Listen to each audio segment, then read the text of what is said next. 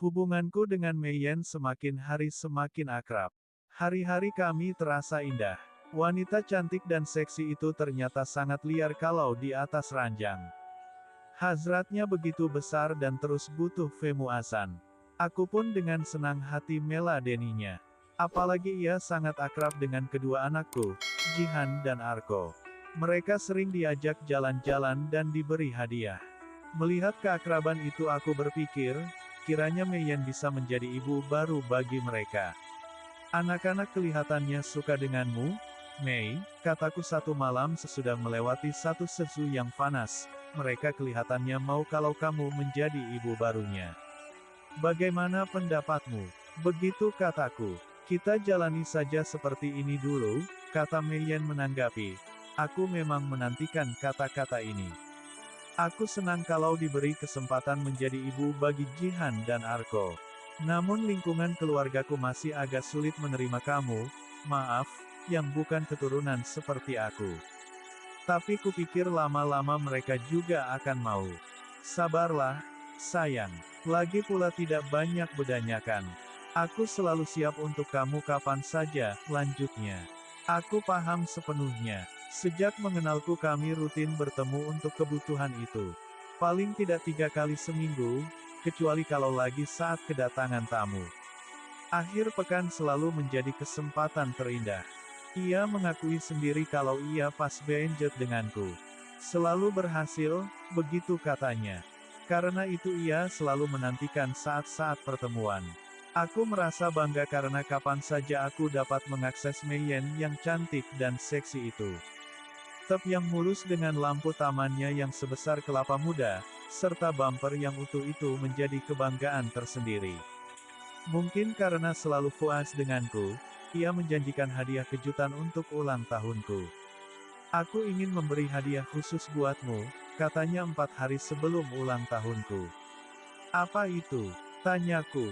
Kalau disampaikan sekarang itu bukan kejutan namanya, katanya, yakin deh, pasti akan menyenangkan hadiahnya. Tapi anak-anak pasti merayakannya pada hari itu juga kan, kataku. Ya, kita rayakan sehari sesudahnya, katanya. Untuk itu mulai besok sampai hari itu kita tidak usah bertemu, lanjutnya. Aku mengerti. Hadiah khususnya itu mesti begitu-begituan, tapi mesti dengan cara yang khusus. Aku mah terserah dia saja. Toh namanya hadiah. Ternyata hari-hari menanti hadiah itu sungguh menyiksa. Padahal hanya selang seminggu saja. Aku selalu rindu dengan yang segar-segar itu. Aku menelponnya tetapi ia hanya menjawab dengan tertawa-tawa. Ia pasti tahu kalau aku sudah tidak betah nanggung keinginan yang makin menggelora. Meski dengan teramat berat, akhirnya hari yang aku tunggu itu datang juga. Di kantor, teman-temanku menyanyikan, "Happy Birthday to you," dan ada ucapan selamat. Tapi yang paling membuatku terkejut adalah kartu ucapan selamat atas adanya, pendamping, baruku. Congratulations for your new beautiful soulmate. Oh ya, namaku Hanggara, biasa dipanggil Hangga. Umur 35 tahun. Status duda anak 2, karena istri meninggal dunia. Aku dukung, Mas Hangga, kata Ibu Niken, kepala bagianku. Dukung apaan sih Bu? Tanyaku. Alah, Mas Hangga ini ada aja, Slaventi yang lincah. Kan sudah ada pendamping baru.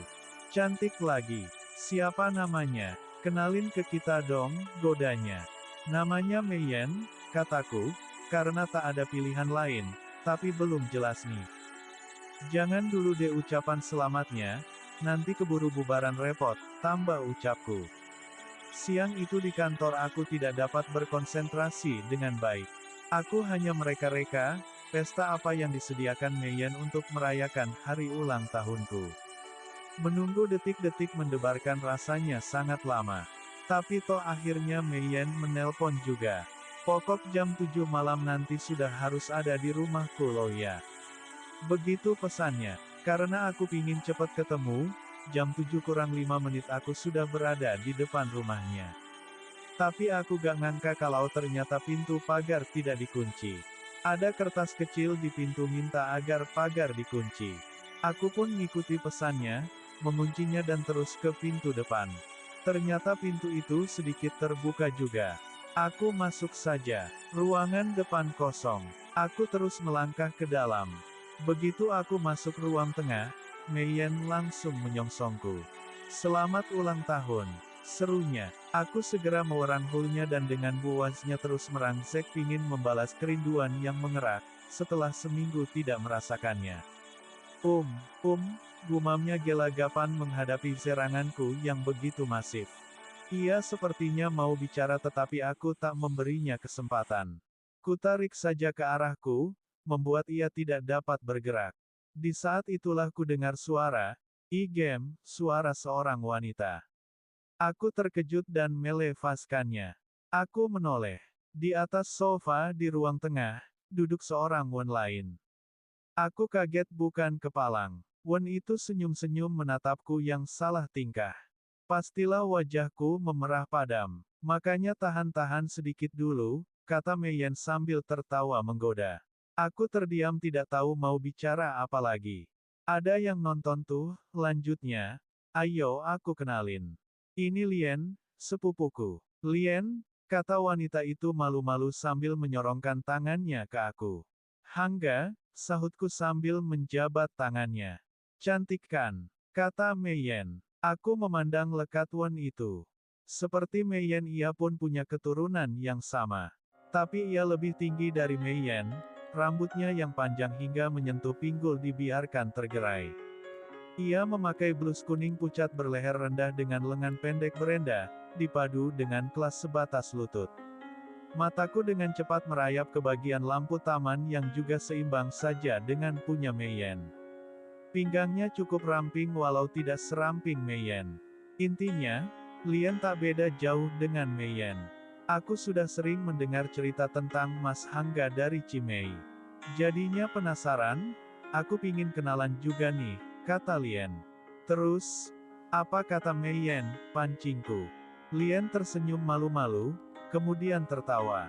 Haha, katanya Mas Hangga orangnya baik, sabar, romantis dan...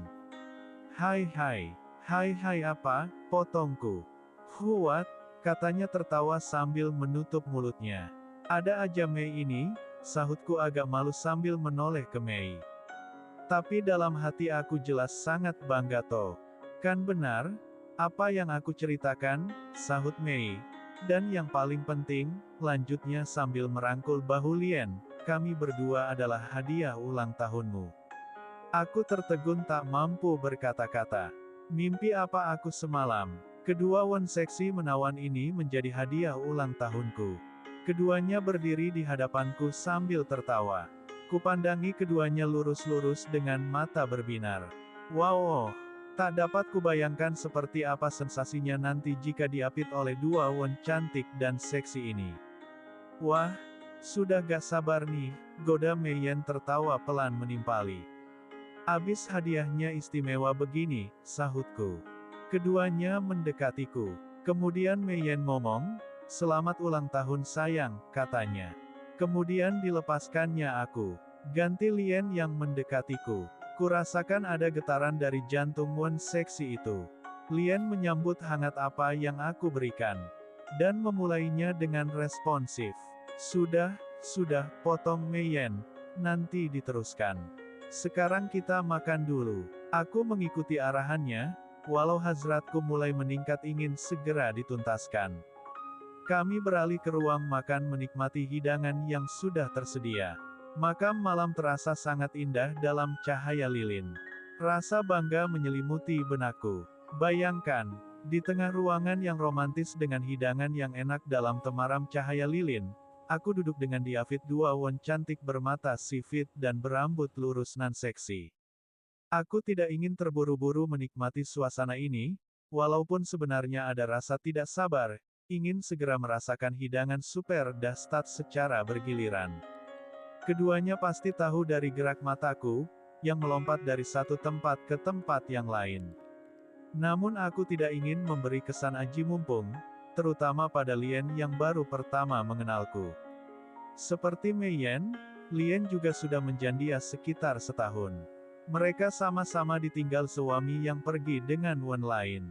Dalam hati aku juga bertanya, kok bisa ya Wen secantik ini bisa ditinggal suami, minggat dengan Wen lain. Betapa onnya lelaki itu.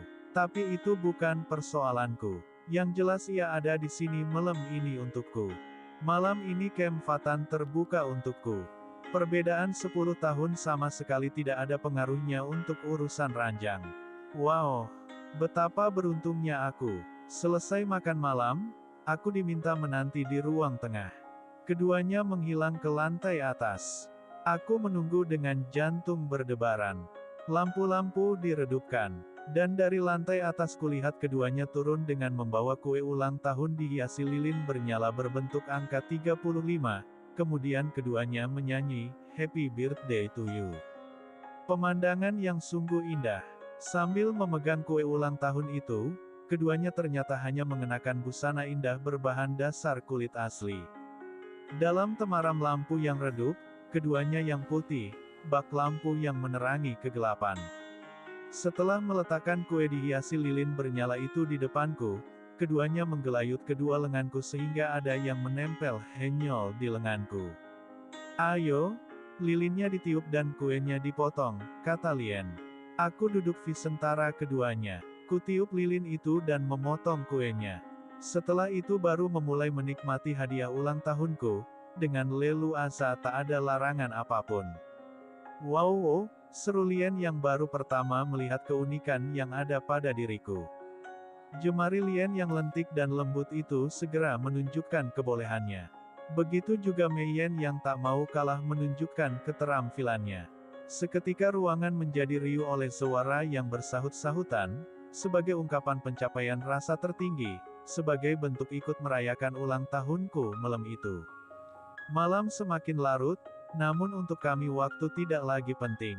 Yang penting bagaimana bisa merayakan ulang tahunku secara berkualitas. Bisa merayakan dan meraih bersama-sama. Meski rasa letih mendera, tapi aku melihat mereka benar-benar merasa lega, matanya berbinar, senyumnya terbuka, sebagai wujud dari kebahagiaan yang diperolehnya. Terima kasih Mei, terima kasih Lien untuk kado ulang tahunnya. Kataku. Keduanya menatapku, mengangguk kemudian bergelak tawa. Tidak pernah terpikir sebelumnya, kalau ulang tahunku akan mendapat sambutan yang luar biasa dari mereka. Sejak peristiwa hadiah ulang tahun itu, aku jadi punya teman Wen yang siap membantuku setiap saat. Kalau satu ada hambatan, ganti yang satunya lagi. Jadinya aku tak pernah khawatir kalau dunia ini akan menjadi sepi. Yang penting aku harus tetap rajin berolahraga dan minum jamu. Semoga pengalaman ini tak ada yang meniru, apapun alasannya. Sekian dan terima kasih.